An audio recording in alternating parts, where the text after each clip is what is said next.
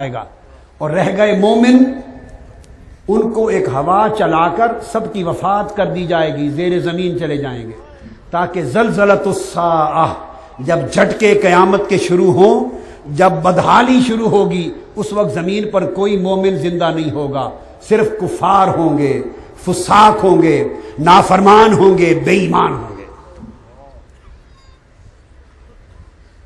صرف وہ ہوں گے۔ اور یہ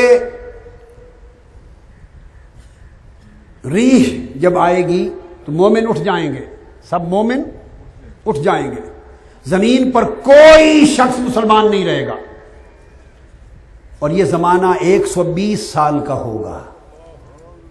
اب میں آخر پہ کیلکولیشنز کی طرف آ رہا ہوں۔ یہ زمانہ 120 سال کا ہوگا، اور حدیث پاک میں حضور صلی اللہ علیہ وسلم نے فرمایا عرب لوگ 120 سال تک پھر انہی بتوں کی پوجا کریں گے جن کی پہلے کیا کرتے تھے، اور اللہ کی عبادت کرنے والا ایک شخص بھی زمین پر نہیں ہوگا، چونکہ عبادت کرنے والے مومن لوگوں کو اللہ تعالیٰ اس ٹھنڈی خوشبودار ہوا کے ذریعے وفات دے دے گا، وہ سب اٹھ جائیں گے۔ اب 120 سال تک دنیا صرف کافروں کی ہوگی، فاسقوں کی ہوگی، ظالموں کی ہوگی، زانیوں کی، اور فرمایا گدھوں کی طرح زنا کریں گے، جیسے کتے اور گدھے کرتے ہیں اس طرح شاہراہوں پہ زنا اور بدکاریاں کریں گے، شرک کریں گے، ظلم کریں گے، جھوٹے لوگ ہوں گے۔ 120 سال ان کا ہوگا۔ اس کے بعد سورج مغرب سے طلوع ہوگا، طویل رات ہوگی، صبح مغرب سے طلوع ہوگا، آدھے دن پر آ کر پھر پیچھے ہٹ جائے گا۔ طلوع الشمس من المغرب، یہ قرب قیامت آ رہا ہے۔ زلزلۃ الساعہ، قیامت کے جھٹکے قریب آ رہے ہیں۔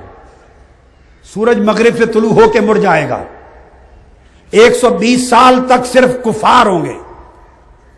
اس کے بعد یہ جو ریح ہے، آگے چل کے بتاتا ہوں، اس کے بعد پھر النفحۃ الاولی آئے گا، پہلی چنگاڑ، سور پھونکا جائے گا، پہلا سور، پہلا نفخہ، پہلی کربناک اذیتناک آواز آئے گی، اس سے سب لوگ مر جائیں گے۔ یہ نفخۃ الاماتت کہلاتا ہے، سب مر جائیں گے۔ یہ موت 40 سال رہے گی، 120 سال پچھلے، پھر نفخہ، اور ایک نفخہ سے اگلے نفخہ تک پھر دوسری چنگھاڑ آئے گی، نفخہ ثانیہ۔ اس کے درمیان حضور نے فرمایا 40 سال ہوں گے۔ کتنے سال؟ 40 سال ہوں گے۔ دوسرا نفخہ جو ہے اس میں سب لوگ جی اٹھیں گے، اور یہ جی اٹھنا بعث بعد الموت کے لیے ہوگا۔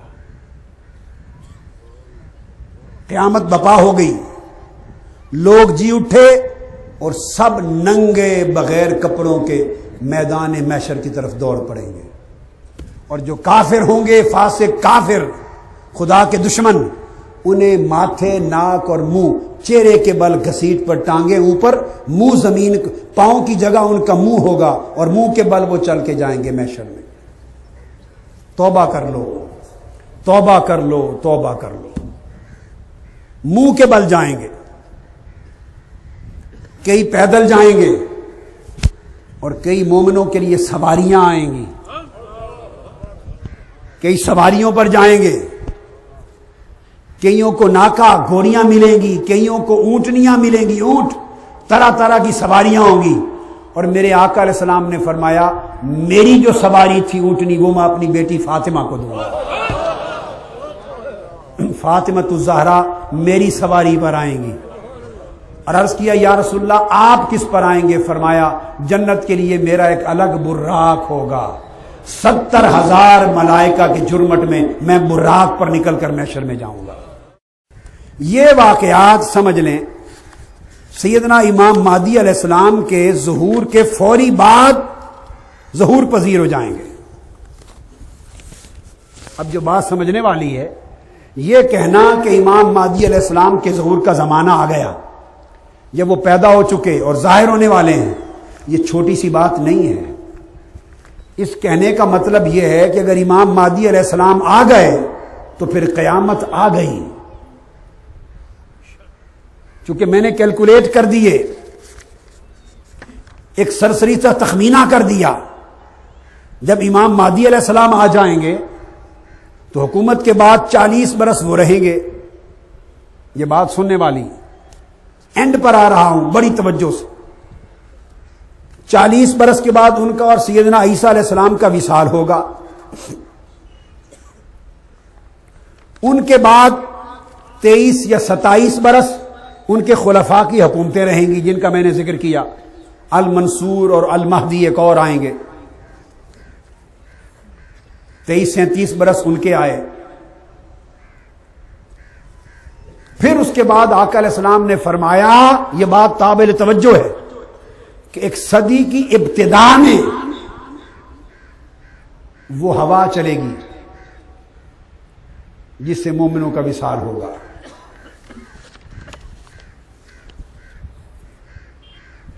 ایک صدی کی ابتدا میں، اس سے قبل آپ سمجھ لیں جب وہ مومنوں کا وفات ہو جائے گی تو اس وقت طلوع شمس مغرب سے ہوگا۔ پھر 120 سال طلوع شمس کے بعد کافروں کو ملیں گے کہ مومن وفات پا چکے ہوں گے۔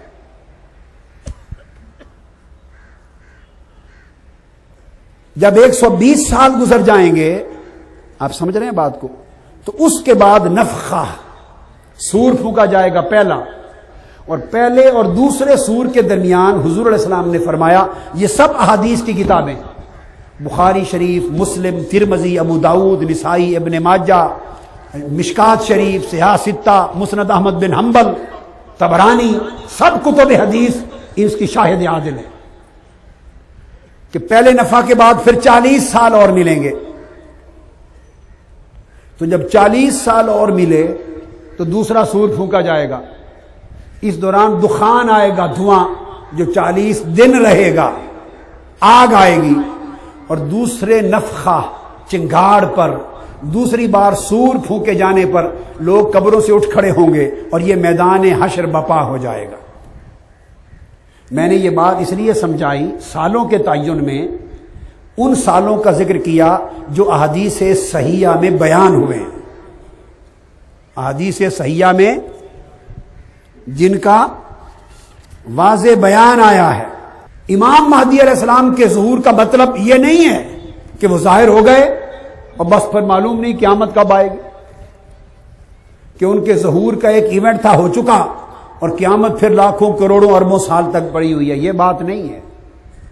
سیدنا مہدی علیہ السلام کا جب ظہور ہو گیا تو ان کے ظہور کے زمانے میں دجال بھی آ چکا، عیسیٰ علیہ السلام آ چکے، دجال مر گیا، اور بعد المہدی اور بعد عیسیٰ 10 آیات آقا نے بیان فرمائی، 10 آیات وہ پیدر پہ آ گئیں، ان میں دابت الارض بھی آ گئے، ان میں یاجوج و ماجوج بھی آ گئے، ان میں مغرب سے سورج کا طلوع ہونا بھی آ گیا، ان میں یمن سے ہوا کا چلنا بھی آ گیا، ان میں مومنوں کی وفات بھی آ گئی، اور زلزلے کے ساتھ انہی میں پھر پہلی چنگاڑ نفخہ اولا آ گیا، پھر 40 برس بعد دوسرا سور پھونکا گیا اور لوگ قبروں سے اٹھ کھڑے ہوئے اور قیامت بپا ہو گئی۔